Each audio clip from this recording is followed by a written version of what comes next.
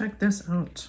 So this is a new treatment made by a Spanish pharmaceutical company that is actually located like an hour away from me in Mataró.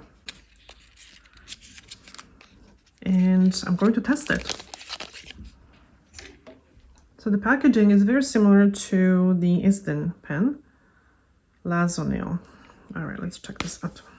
Okay, so you have to first click it enough times so the liquid comes out.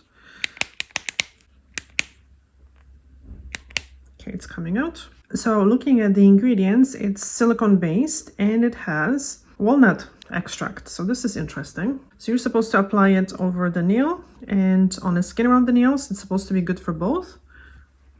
So I'm going to be using it on my left hand. So let me know if you're interested. I'm going to use it for 7 days and let you know what the results are. My nails are in a very good shape, so I'm not sure if you're going to see any difference, but you know, why not?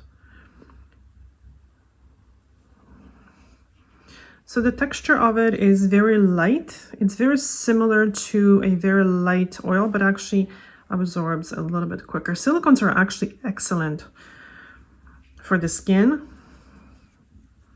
So I'm very curious on how this product is going to work. So I'm going to try it on a few of my clients.